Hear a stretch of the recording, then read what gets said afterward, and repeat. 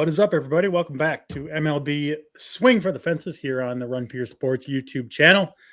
Talking today's 9-game slate. About 5 days here left, JT, in the baseball season, and biggest story right now in the baseball world is this disaster that the Mets and Braves have. Dual rainouts here, it looks like, and going to be kind of a cluster there for our Atlanta Braves trying to get into the playoffs.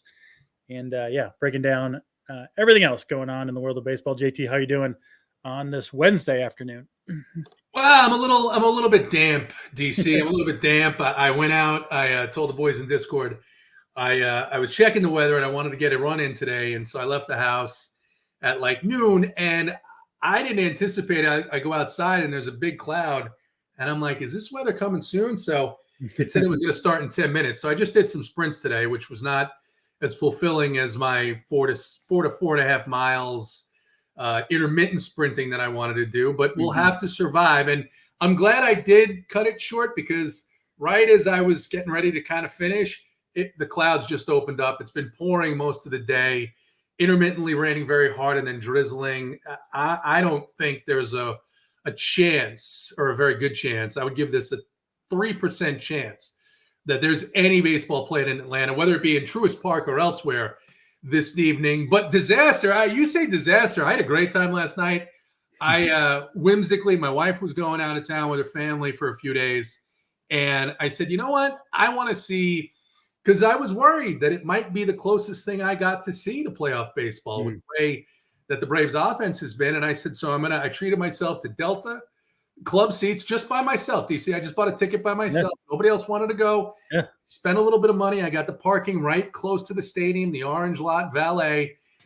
And what a time I had, because the Braves just beat the piss out of the Mets last night. Yeah. Let's be honest. I mean, Luis Severino looked like dog shit. It was just exactly what you expect, exactly what you've come to expect at the end of the season. If you grew up a Mets fan, if you're still a Mets fan, nothing's changed. So, but we'll see what happens, because it gets weird, right? The Royals are coming in here. It's supposed to rain pretty much the next 48 hours straight, which means it'll still be a little bit damp and soggy on Friday when the Royals come in. But DC, I know you've been paying attention like I have, like Boynton has, like most of our MLB team has. The Royals come in and they haven't been able to hit the ball in the last couple of weeks. So if the Braves can get that series against the Royals, then they have 2 left against the Mets. And maybe they only need to play one of them, depending on how the standings work out, because the other team that's involved here, the Diamondbacks, are in an absolute free fall. One of their better pitchers, Brandon Pfaadt, last night, I had a good amount of him, but give credit to Saber. They were also giving me a good amount of Giants, and I got a little nervous. So I kept the Giants in the pool. Glad I did, because they salvaged an otherwise ugly night. But the Diamondbacks, looking like it's not going to be a second consecutive postseason for them. So it's exactly, DC, what this wild card situation was meant to do. Give us a little bit more excitement at the end of the MLB season. Yeah, I know some people don't like the extra wild card. I cheapens to some extent, I guess, the regular season games, but it's such a long season. You got to let some more teams in, and I think it's important, like you said, to have, as many teams with something to play for here in the last week of the season as possible. It certainly opens it up to more teams than than otherwise would have been in the race. And yeah, we're starting to feel it, JT, where the screws are starting to tighten a little bit on some of these teams, right? We've seen it with the Royals, the Twins, maybe teams that haven't had the most success recently, where, I don't know, a team like the Braves, they've kind of been there, right? And it's kind of a miracle for them to get in. I mean, I said this in Discord yesterday. I said I was a lot more bullish on the Braves before half the team died. And you lose Acuna, you lose Strider. Now Riley is not coming back for the regular season. But Anthopoulos has done a good job. The guys he's picked up, Ramon Laureano having a resurgence here with the Braves. Michael Harris is finally healthy. Olsen's starting to hit the ball a little bit. Ozuna has been the best player on the team all season long. But your point about the wild card, look, the last week of the season, if the Braves don't have a chance to go to the playoffs, I'm not spending $350, $400 last night on tickets, parking, whatever, to go to the game by myself. I'll watch it at home with the rest of the games and worry about my DFS lineup. So kudos to MLB for doing this. And, if the Braves get in, not a lot of people are talking about. I know we've been playing him. I played him a bunch last night. Not enough people, I think, are talking about Spencer Schwellenbacher. He looks, DC. He doesn't have the 101 that Strider had. Yeah, he's got consistent 98, 99. He's got enough.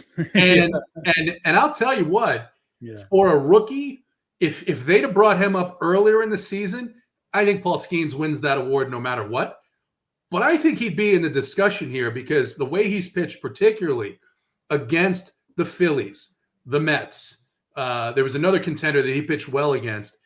This kid, he looks like he's a legitimate number 2, maybe, possibly ace down the road here. So you get him, you get Sale. We'll see what happens with Lopez. Maybe Fried can put some good starts together. All of a sudden, could they make a run? Probably not, but at least it's something to talk about here in Atlanta in the last week of the season. I mean, I didn't think the Rangers had a chance going into the playoffs last year with their complete lack of pitching, right? And baseball, I mean, like all sports, right? You peak at the right time. Even if you've had some injuries, you get hot, you get to the dance floor, and baseball is kind of all you need to do. And you've got at least a chance. And certainly the Braves have a chance if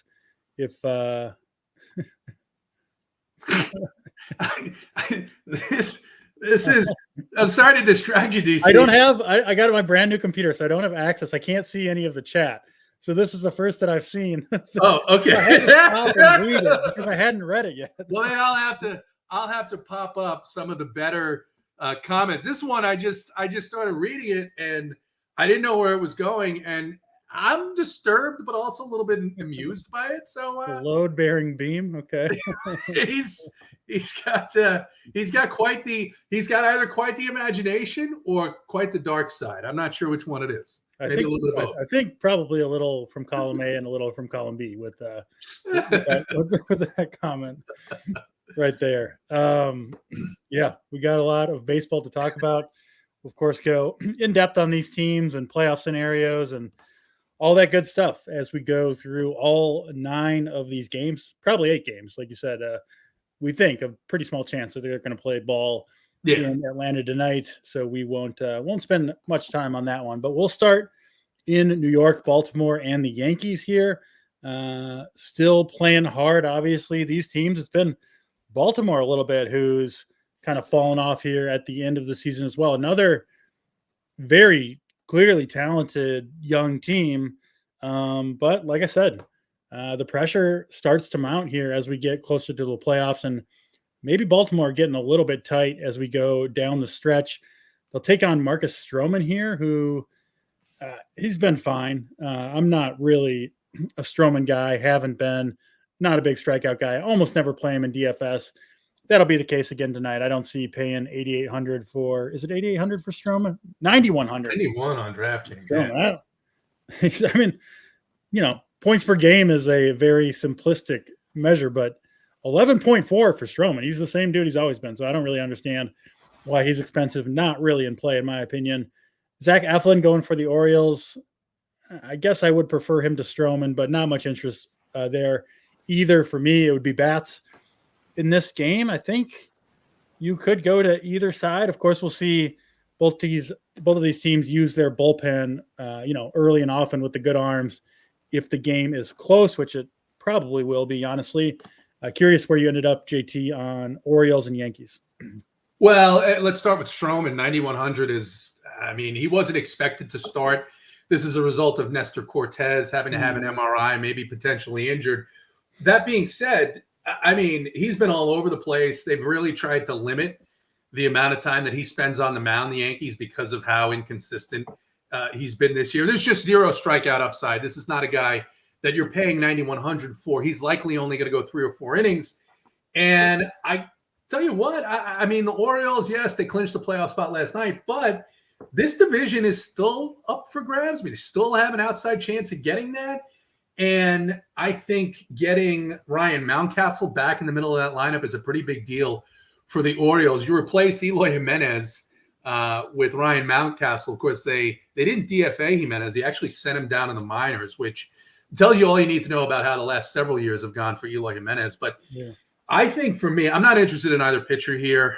There is a chance of some Rain, not really the type of rain that we're having here in Atlanta, but maybe just enough that if you were considering maybe just keeping Eflin in the pool, I think it's enough to move me off of him. I prefer the Orioles side of this game. I think that they are, they seem motivated. They got a little bit of help with Mountcastle, and I'm willing to take some shots on them against Stroman. And then some of the weaker pieces of this Yankees bullpen, which has been not as bulletproof as it has been in recent years, even earlier this season. So give me the O's, of course, looking for the potential power options on the Yankees. But, I mean, you're paying $7K for Judge. You're paying $6,500 for Soto. So you really need the 2-home run, 3-4 RBI game from those guys. But I'll leave those guys in my pool. I don't think I'm going to get to any full Yankee stacks on this slate. But it's early. We'll see what the Optos think as we get closer to lock. But for right now, it's Orioles and the power bats on the Yanks. Yeah, that's pretty much where I'm at. One interesting thing about Eflin, if you look at WOBA given up or just kind of the advanced catch-all metrics, he looks really good. But part of that, or a big part of that, is because his walk rate is so minuscule.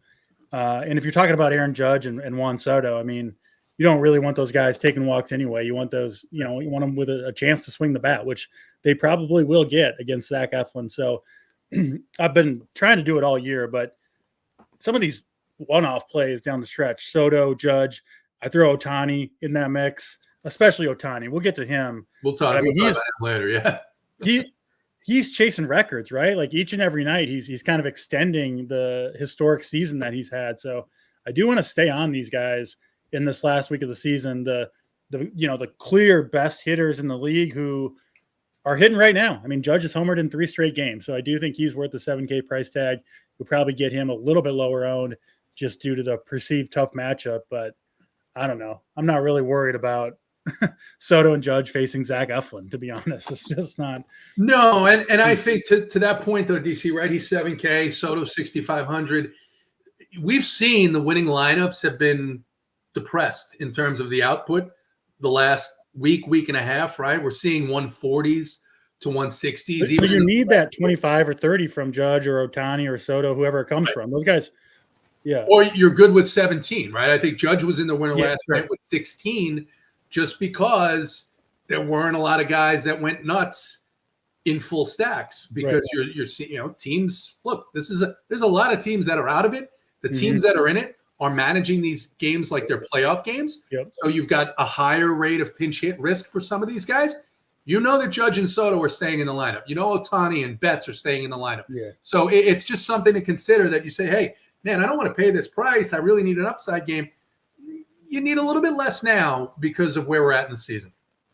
100%. Let's get to Boston and Toronto up next. This one in Toronto. Going to be Kevin Gausman going for the Blue Jays. Frankly, I'm kind of surprised Gausman. I'm surprised Gausman made it the whole season. He seemed like a injury shutdown waiting to happen, but didn't happen. Coming off a good game against Texas, 5 scoreless innings, only 58 pitches in that one. Departed with back tightness. Not sure if you've seen anything, JT, about them being cautious with him here. It would make sense for them to be, but I just don't know if that's going to be the case or not. And then Richard Dick Fitz going for the Red Sox. Boynton messaged me earlier. He's like, you have to stack against him one more time. Chance. This is the last chance to get to Mr. Dick Fitz, who has held his own, hasn't given up a single earned run in 3 starts, JT. It's been somewhat miraculous. It's been somewhat miraculous, as they say. Can he do it a 4th time? Dick Fitz going to put us in fits tonight. Well, I mean, first of all, I can't let it go without saying that is Beanair's motto. If the Dick fits, he'll get it in there. But look, this guy's been doing it with smoke and mirrors, right? 6,900 fittingly for Dick Fitz. But I'm gonna. There's like a 1% chance that was a troll job by DraftKings. But you know what? I'm just gonna assume it is and say kudos to whoever priced. Smart. It was smart. They know their audience. They know the audience of DFS players. But look, first of all, let's start with Gausman. His price jumped $1,000. I don't think it's a injury cautious. I think it's a veteran. Go out there, play the game. Yeah. Go your 5 innings, and that's it. So that's the way I'm treating him. He's much lower on my board here. And, the Red Sox have been hitting. I mean, these guys, they've got a team for the most part now with Devers off to the side. So some of these guys are like, hey, we want to go ahead and play as hard as we can this last week of the season. They've been hitting the ball well. So much more so on the Blue Jays side, I think. But remember, that Toronto bullpen is pretty bad as well. So I could see some runs being scored here. Looks like there's a pretty healthy wind, even though it's not as warm as it was in the middle of July, obviously. Looks like there's a healthy wind out to center field. So I could see both sides of this game putting up some runs. Probably not a ton of interest in either pitcher. If Gausman ends up in a few lineups, I probably won't kick him out. But I think the most likely outcome is he goes 5 innings. And I think on this slate, you're probably happy if you get 15 out of your pitchers. So I just don't know if I want to pay 8-6. I think there's guys that I can get for lower that will get to that 15-point range. Any individual bats on either side standing out to me?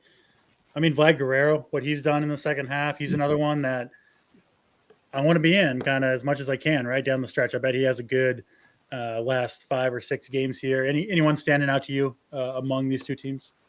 Look, some of these guys for Toronto, these young kids have really hit the ball well. Nathan Lukes has some speed as well.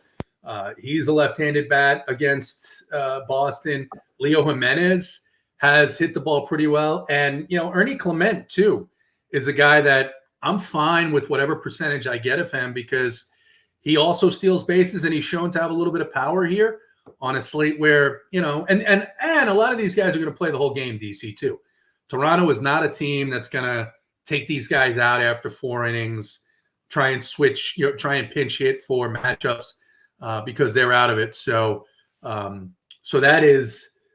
the way I'll look at it. On the other side, I think Casas has been pretty hot. Abreu, Duran, top of that lineup. News coming in from the chat that the Braves game has been postponed. So we'll confirm that here in a few seconds, and we can confirm that the Braves game has been postponed. Thank you, Stephen. So Good timing. We were just almost there. Thank you. We are down to an 8-game slate.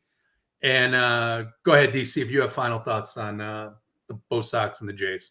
Not really. The only thing I was going to bring up, is there any merit, do you think, to we don't really think about, it's like an NBA term, but a more stars and scrubs approach to this last week of baseball, where there's so many teams that have, these like 2 and 3K players, young players that we're not that sure what their ability is, but some of them are going to have good games. And then the things that we're really sure of, right? The Judges and Sotos and Otanis and Vlad Guerreros. It's not something I really think about a lot during the baseball season, but right at this very time seems like maybe if you were going to try to build more that way, I could see it working out. Just random thought that kind of popped into my head. Any thought there? Well, I think the discussion, I was thinking about this midway through last night's slate because a lot of the lineups at the top of the contest last night were 4-4s or 4-2-2s. Yeah. That kind of goes out the window, or went out the window about an hour later when every San Francisco Giant in the starting lineup hit a home run. Sure. Because then now you're looking at those 5-mans. But what I will say is I'm playing 150 tonight, and I'm not going to run a straight 5-2 150. What I'm going to do is, if it gives me, when I run my first couple of runs, if it's giving me half the pool 5-2 5-3, I'll keep half the pool 5-2 5-3 and let those 4-man stacks in there.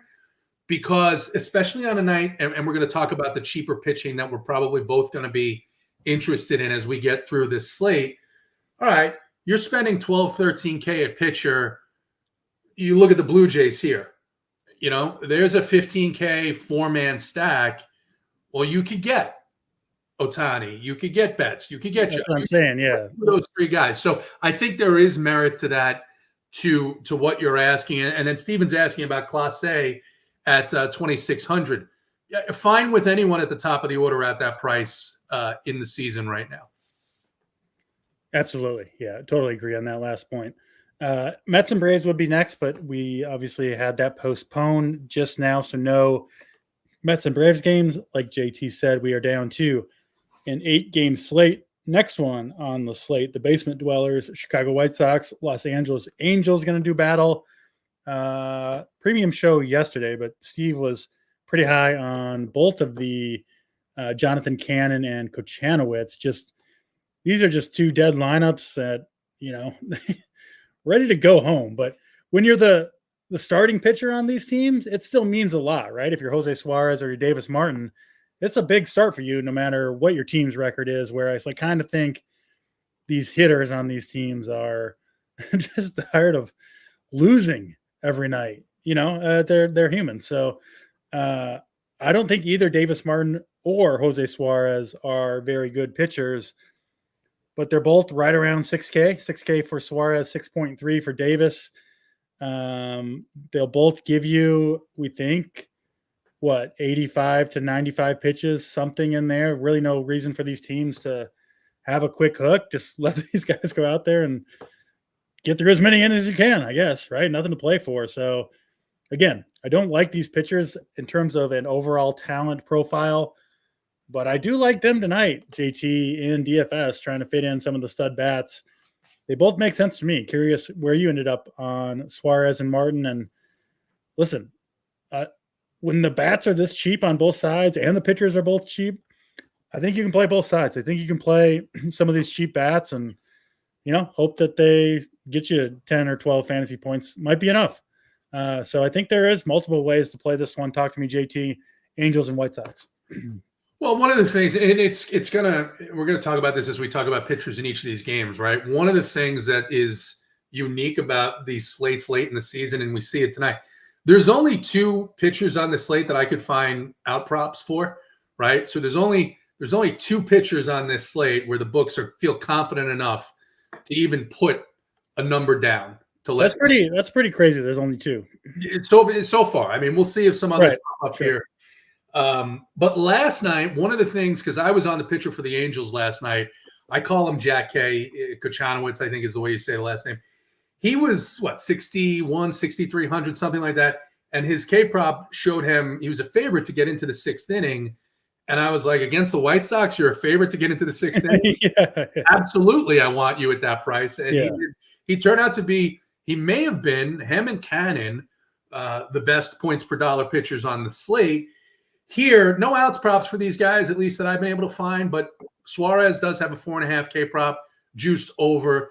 Davis with a 5.5 K prop, juiced just a bit under. The Angels played this last weekend very motivated, maybe trying to do a little damage to division rival Astros. They came into Chicago completely flat. And so I can see where both these pitchers at the prices. Again, what are we looking for out of these guys? There's not a slam dunk guy on this slate. I mean, even Sale, if he was on it, had a tough matchup. Yeah, would have been by far the highest owned pitcher. So I don't think you have to worry about ownership. I don't really think you have to worry about missing out on a ceiling just because the other quote unquote aces aren't going to be highly owned because they're in very tough matchups. That game in Los Angeles that we'll talk about later, not a lot of people itching to play Flaherty or Cease at these prices in those matchups. So I think both the pitchers here, if I end up with some of these, either 4, 3, 2-man stacks, whatever. I'm fine with them ending up in 2 lineups. I do not want to be heavily invested, at least right now, on either of these teams offensively. In on these pitchers, though, it sounds like over the field, probably on both. Probably on Martin. I'm still going to make a decision about Suarez. As bad as the White Sox have been, they have been better against left-handed pitching. Will it matter tonight with just a few games left? I don't know.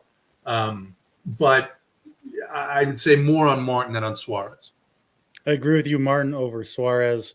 I do think both pitchers are perfectly viable, though. And I don't even mind playing them in the same lineup, to be honest, and loading up on some bats. Like I said, I do want to pay up for some of the stud bats tonight for sure in my own builds. Any individual bats that look good? I mean, not here. I mean, I'm not. These are not the lineups that I'm hunting for one-offs, right? If Saber, our partner Saber Sim, who's done a great job for me all season long. If Saber is pushing a guy in particular into a couple lineups, I'm fine with those guys getting there. But this is not a spot where I'm trying to get over the field in any particular way. Makes sense. Let's get to the next game, Minnesota and the Miami Marlins at Target Field. Those of you watching the premium show yesterday, I can't bet here in the great state of Minnesota, but I was telling Steve, I know this Twins team. I've watched them play my whole life. When the tough gets going, this Twins team, they fold like a house of cards, JT, and they put up another dud last night. Just 1 run scored against Ryan Weathers and the Miami Marlins. And I'm a little bit interested in playing Big Edward Cabrera here. He's 6,200.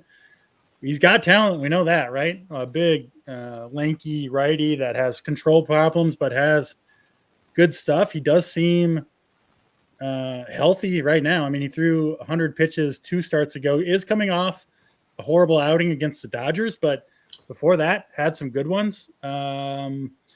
Moderate weather in Target Field. And I don't know. I just kind of want to bet against the Twins, and rostering Edward Cabrera at 6,200 feels like a pretty good way to do so. So I'm in on Cabrera. I do think you can play Woods Richardson.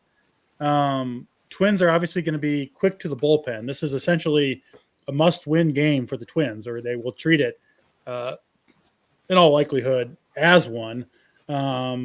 So duration concerns for Woods Richardson for sure, but still good matchup against Miami, no doubt about it. And 6,700 reasonable price point. Trying to scroll down. How long is Cabrera going to be? Looks like pretty low. Yeah. Pretty low. Sabres got him at 10%, which I will be over the field on that. I'll have him for sure on at least one of my 5 lineups.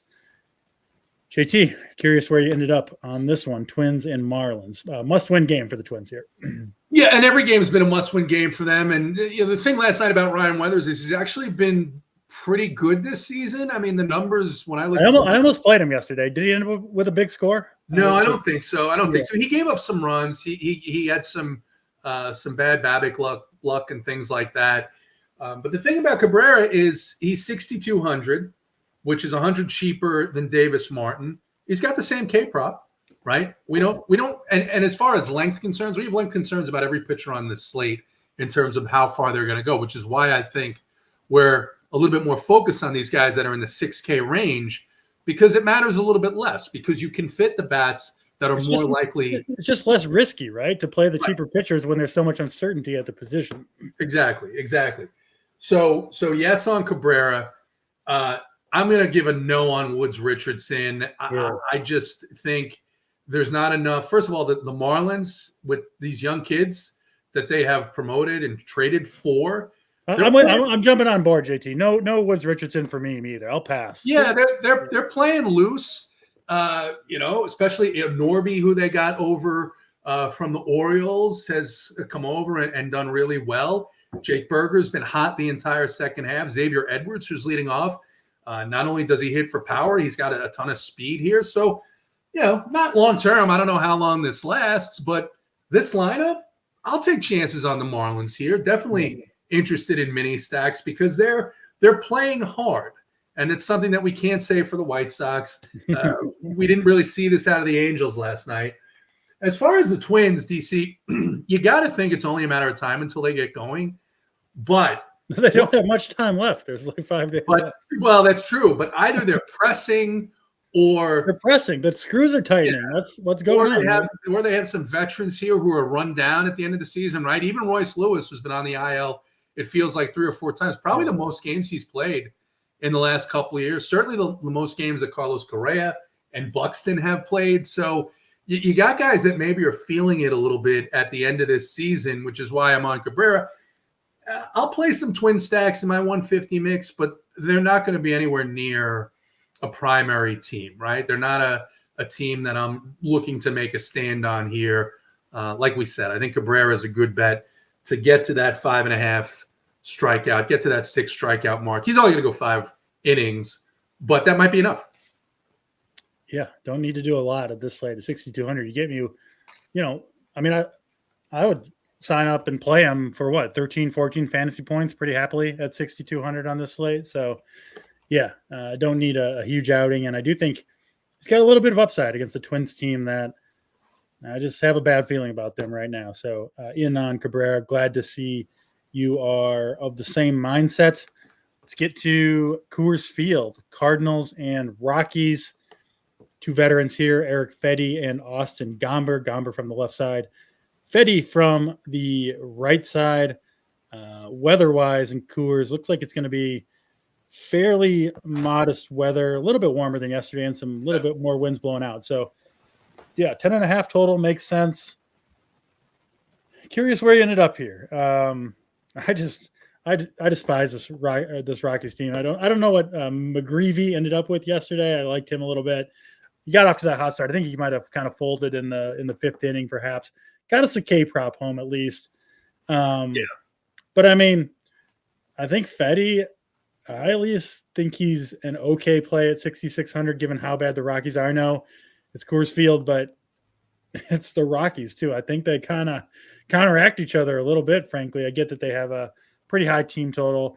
And then Gomber, he's been okay this season. He's held his own, hasn't been blown up that often, enough to at least give you pause, or at least give me pause on St. Louis. Curious where you ended up on this one, JT. Coors Field, Rockies, and Cardinals. So I think for me, Fedde is one of the two pitchers on the slate that the books felt comfortable putting a out prop out on. That when I saw it just about an hour ago, 16.5 juiced under, which doesn't really get you very excited.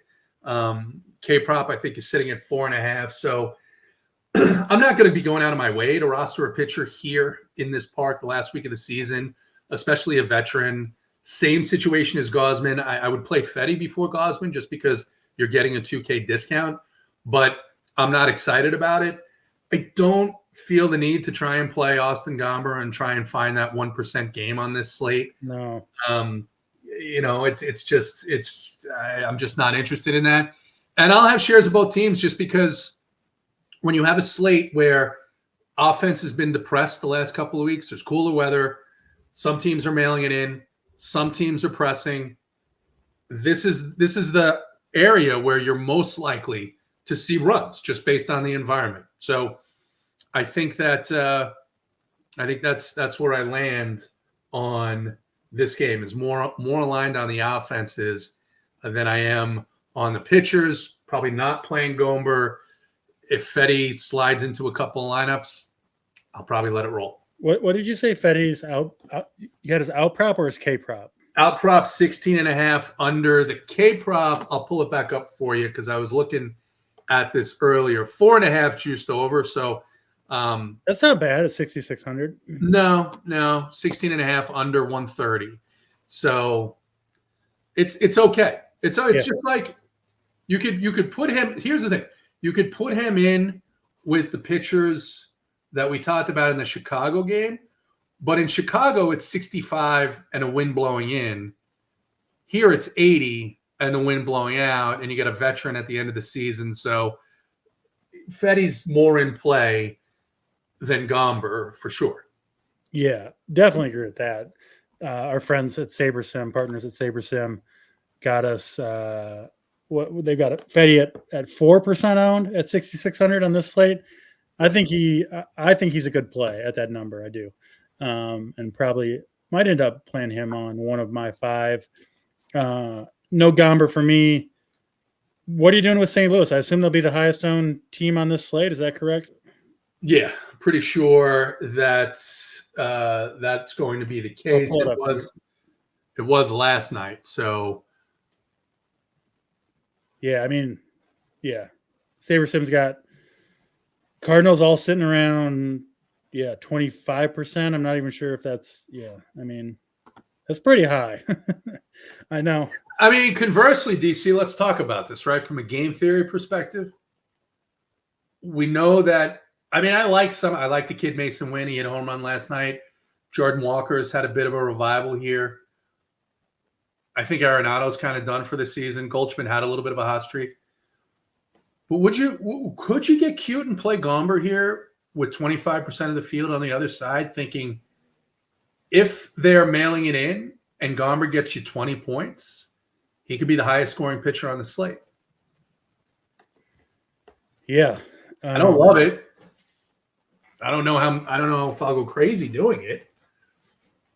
I'm looking at some of his stuff. I do think he was pulled after 49 pitches in his last start. That was against Arizona. Yeah. I don't really think this. I mean, I think if he's pitching well, they'll let him go, right? Like, go ahead, Gomber. We're at home here. So, yeah, maybe not the craziest play at literally no ownership, we think. Almost the minimum there at 5,500. So, yeah.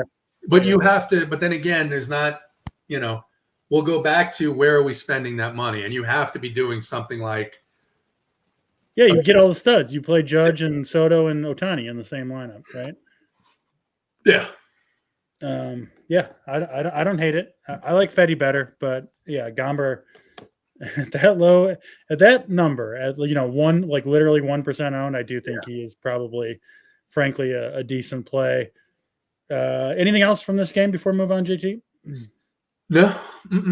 All right, San Francisco, Arizona. Oh, I did want to mention one thing for me before we move on. Yeah, Steve and I talked about it on the premium show yesterday, but Charlie Blackmon announcing his retirement, which we gave him some credit, right? That's the way to do it. Like 1 week before the season, you got a bunch of home games. You don't need the whole year tour, but let your fans come out and see your last few games. He spent his whole career in the Rockies uniform. 17 points, triple and a double for Blackmon. We theorized that he's going to have a good week here. One last ride for Chuck Nasty, and I'm going to be playing some Charlie Blackmon tonight against Eric Fetty. Haven't played a lot of them all year, but I think he's got a little something left for. He's got a weekend's juice left. Yes, squeeze out of him. Yeah, what's the country song? I'm not as good as I once was, but I got one more ride in me for Charlie Blackmon, so I'm in. All right, there you go. There. San Francisco and Arizona up next. Zach Gallen, Mason Black, two right-handers going here. Gallen has had kind of an odd season for the D-backs. I think you could say a little bit disappointing, but he stayed pretty healthy, throwing 142 innings. Looks like he's about pitching as well as he has the whole season right now. Big game for the Diamondbacks, right? I think you said, they're kind of on the outside looking in right now. They got to win this game, which you could say is a concern for Gallen, possibly getting a quick hook if things aren't going well. But I do think Gallen himself has some upside here against the Giants. I know they were I was on, sounds like you were too, on Brandon Pfaadt last night, who did not come through. So maybe the Giants playing a little bit of spoiler here, but at least the betting market backs Gallen here. Pretty big favorite, minus 230. Giants with a team total below 3.5. So, yeah, I think Gallen at least has some upside. I'm guessing, though, was he one of the ones that had a prop listed? He seems like he could potentially, but maybe they don't want to risk it, right? With potential quick hook with a good bullpen behind him. So another playoff implication game here, Giants and D-backs. Go ahead, JT. Yeah, so in terms of the market, he does not have an outs prop. Last night, Pfaadt was one of the better bets if you were looking at the market. Yeah, 17.5 outs, minus 160, and under 6.5, minus 140. Gallen's K prop tonight, under 6.5, minus 140. That's concerning. This is a situation where I think I'm going to have some Gallen in my pool, because if he pitches like the ace that he has been, and he hasn't been in all that much this year. It's only been a handful of games where he's been in ace. Then you want him because he'll go 8 innings. He'll get you 34, 35 fantasy points. You won't be able to win without him. However, the Giants are on fire. I don't know where this was a few weeks ago, but they are absolutely scalding the ball. And your point, Brandon Pfaadt, he'd only given up 4 runs at that point, I think, an inning and 2/3, and he was hooked. Now, if they have to pull Zach Gallen early tonight because he's getting hit, that is a disgusting bullpen behind him, and you're going to want some Giants. You're going to want a full stack of Giants. You're going to want a full boat of Giants if that happens. So I think this is a game where you play it both ways, DC. The market I saw, and it's going to go up because Sale was going to be projected. It looked like Sale was going to be 40 to maybe higher owned if the weather was good. Well, that's going to spread around, and some of that's going to spread to Zach Gallen because they're going to look at the fact that, okay, he's one of 2 guys with a 6K prop on the slate. Actually, he's the only guy standing that still has 6 because Chris Sale is out now. And I think he's going to get some ownership. I think there's a good leverage opportunity, no matter the outcome, on the Giants side of the baseball. And the Giants, remember, this is a divisional game. And like we saw with the Angels going into Houston, they came in very motivated to do some damage to the Astros. I think the Giants are motivated. Again, I don't know where it was a month ago because they would have had an opportunity to be playing for something now. Too little, too late for the Giants, but you never. But this is what they're doing. And if they come with that same motivation last night, then you want some of those guys. I agree with everything you said, except for no matter the outcome, it was a good play. Don't be coming at I'm right no matter what, even if it doesn't work. I still was on the right side before the game. So you can't be, don't be coming at that, JT. That's not the energy we play here. If I'm picking a side here, I think the market, just from the run total, Gallen's price, it's too heavy on the Diamondbacks. It's too heavy on the Diamondbacks. Yeah, I agree with you. And Giants playing spoiler here, right? Division rival. Yep. Got some young players in there, plenty of batters with something to prove. So another team that I think is, if they can do it to Brandon Pfaadt, they can do it to Zach Gallen, no question about it. So as a super low-owned leverage stack, makes a lot of sense to me. What's Gallen's ownership? Is he going to be?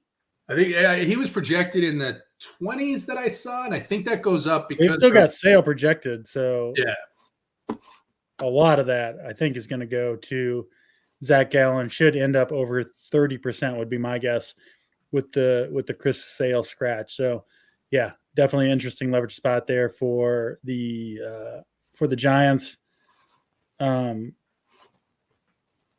Unless I missed it, you didn't talk too much about the Arizona bats. You think the field's too high on them as well? Yeah, first of all, look at Mason Black's been okay, but these guys have been cold. You're paying premium pricing here for the top 3 in this order: 5,500 for Carroll, 61 for Marte, Peterson. You're gonna see some pinch hitting here.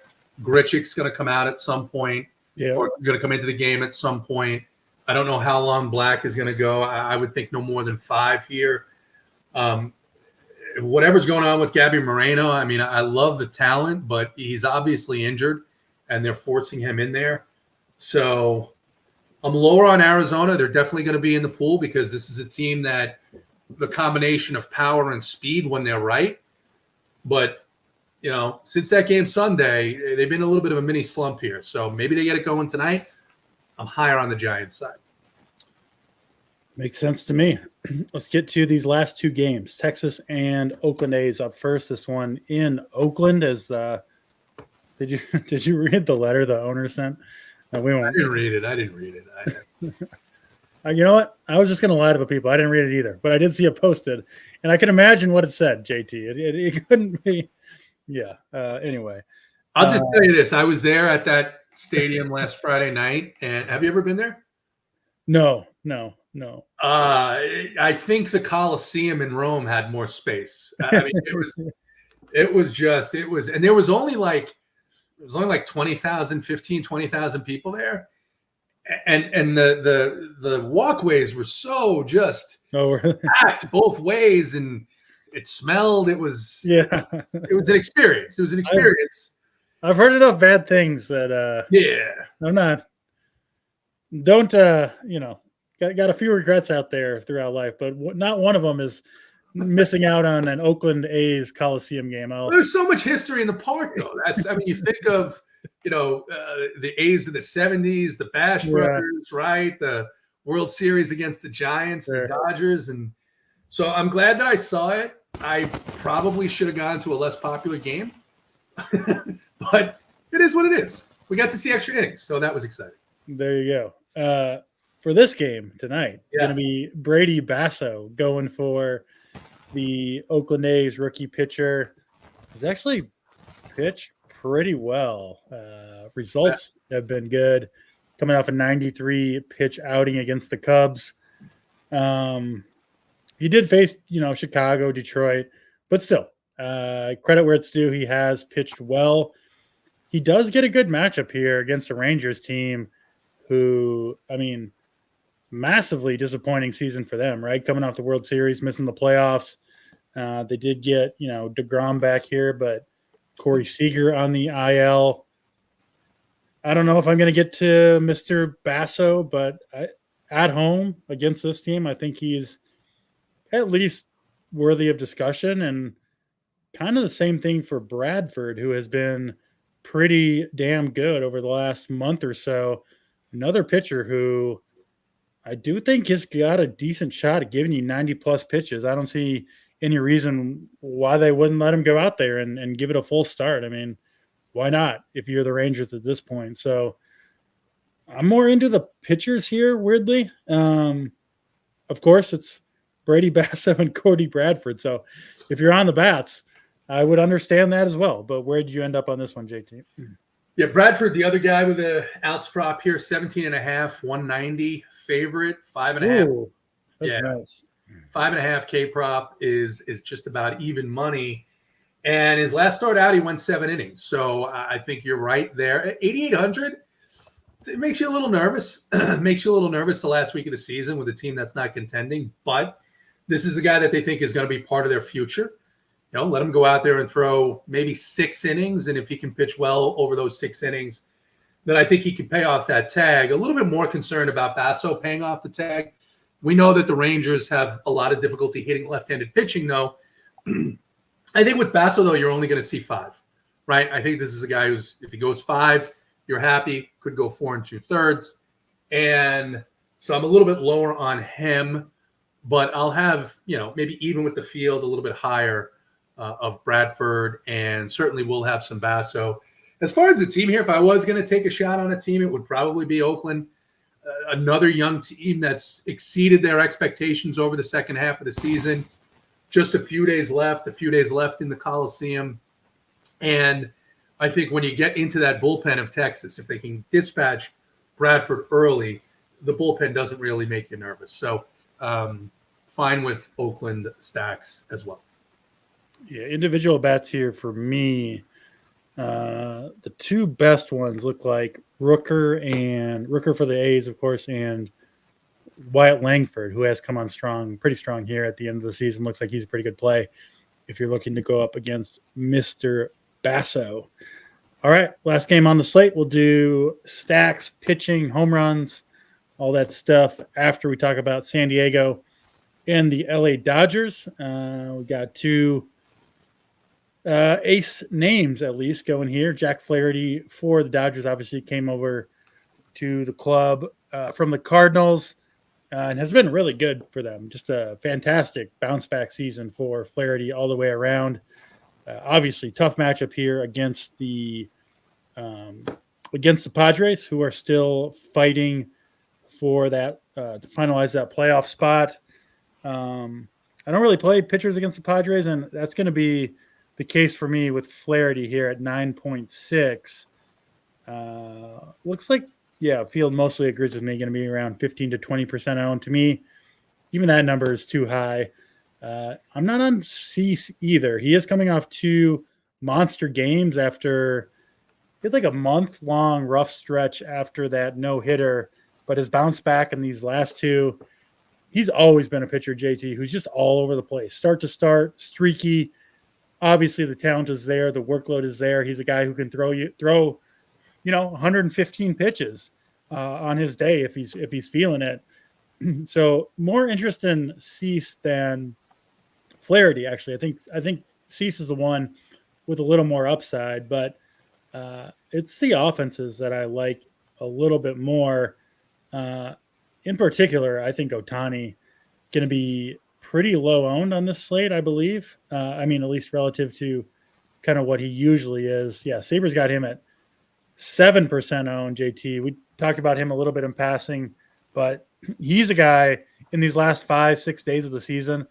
I'm going to try to play as much Ohtani as I can. Obviously, just the ridiculous season. What's he sitting at now? 53 home runs and 55 steals. I think it's very clear that he wants to get to 60. And listen, a 60-60 season is not out of the question right now. You would need 7 home runs, 5 steals in these last 5 or 6 games, but he's a guy that I want to play. I'm not scared of Dylan Cease for Shohei Ohtani, so I did want to get the Ohtani mention in. But what else, JT? Obviously, everybody loves Ohtani. What are you looking at with San Diego and LA? I think the team that has more momentum behind them right now is the Padres. And we saw this last night. The thing with Cease is he's matchup proof when he's on, right? Yeah. So if he is, first of all, if he's got his right mindset and he's got his confidence, it doesn't matter what team he's pitching against. His stuff is that good. So I'm showing him around 10, 12% owned. I will be over the field on Cease just because of the opportunity, right? This is still a team that has a chance to get the division away from the Dodgers. And how much would they love that for the first time in I don't know how long? And the Padres have been sharp. Mike Shildt has brought a lot of discipline to that organization. He's been a good manager this season. So I'm going to be over the field on Cease. I'm not going crazy. I'm not going, 40, 50%, 20%. Cease, maybe a little more than that. I don't think I'm going to play Flaherty at 9.6. The Padres just don't strike out. And Dave Roberts is the opposite of Mike Shildt, which is calm, patient, reasonable. He is just – and that's not – he's – again, I think he's been a better manager, but he also isn't in control. And they're going to have that moment where it's a close game or they're down by a run and they'll have an opportunity to bring a left-hander in against Arias or Merrill, and they'll just take it in the 4th inning. They'll just take it in the 5th inning, whereas the Padres will not do that. So out on Flaherty, in on Cease, probably not going crazy with full stacks here, but minis of both teams I'm fine with. And, of course, there's a lot of power here if you want to play one-offs and take shots on home runs here on the West Coast. Played quite a bit of Padres last night. I don't hate them here, JT, against Flaherty, who I know he's been good, but every pitcher has been blown up at times this season. I don't know, a hunch call, but I just wouldn't be shocked to see the Padres get the bats going against Jack Flaherty. Any thought there? Like I said, the Padres have the momentum. The Padres have the mojo.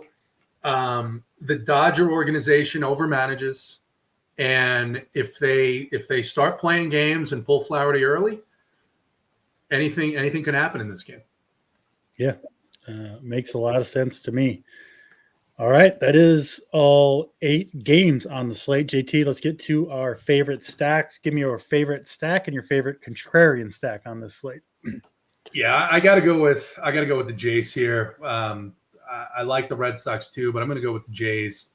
That wind blowing out in Fenway, I think, is too tempting on both sides here for me on a slate where otherwise you would say maybe there's not a lot of offense. And then the contrarian stack, again, we said it when we talked about this game. I think that 3.5 run total for San Fran is a little bit too low, so I'm going to have some more of them. Love it. And I'm looking through these stacks. I haven't built my lineups yet. And there's not that many really enticing options for favorite stacks. Give me the kind of I know we've talked about Gomber being in play, and I think that's true. But this middle to back half of the Cardinals lineup, I like some of these youngsters, right? Walker, Sagesi, Herrera, the catcher. I think they can do some damage. So I do like these Cardinals kind of young. Goldschmidt and Arenado I'm kind of out on a little bit, but I do like the Cardinals. Obviously, Coors Field going there, and the Rockies bullpen plays a part. Contrarian stack, we just talked about it. I'll go to the Padres against Jack Flaherty, all those lefties. And yeah, I think, like you said, Padres with some momentum. And the weather looks pretty good in Los Angeles. At least, it's not to compete with the 90-degree games on the East Coast like we sometimes do. Chad is sorry, DC. Chad is correcting me, and they're right. I did not watch the game last night because I was at the Braves game. The Boston-Toronto game is in Toronto. Yep. And I still like the Jays. There we go. Nice try, chat. Trying to get JT off his. They're right. I got to give him credit. Admit it. I'm wrong. Like I said, I would have. You got to stick with your team, though. You can't jump ship just because of a switch from. But fair point. And when you're wrong, it's just best to say, yeah, I made a mistake and move on. That we can definitely agree with. Pitching, JT, favorite pitcher or most important pitcher on the slate? Favorite pitcher on this slate? Do I have a favorite pitcher on this slate? Well, who are you rostering the most? Yeah, I think the guy that I'm going to take the stand on. It's a tough slate. It's a tough slate. It's really tough. It's a tough slate because I want to say Edward Cabrera, but I know that he's only going to pitch 8 innings. 8 innings? 5 innings, excuse me. Jesus Christ. I'm rattled now. But I think probably Cody Bradford is the guy that I'm going to take the biggest stand on. I think I'm going to be pretty evenly spread out here. So, but I'll take some chances on him. Yeah, I like him. And you know what? I'm going to take your 8 innings from Cabrera. Yeah, as a sign. Maybe 80 pitches. How about that? 5 innings, 80 pitches. Redmond, yeah. Redmond, it's been an ugly day here. It's been wet. It's been dismal, and just excited for some baseball tonight. So there you go. Edward Cabrera for me. I'll roll with Big Ed against the soft Twins. Home run call, JT. Who's going yard? Jesus Sanchez. I like that. I like that a lot. Give me we go back to the Padres. Give me Jackson Merrill, taking Jack Flaherty deep.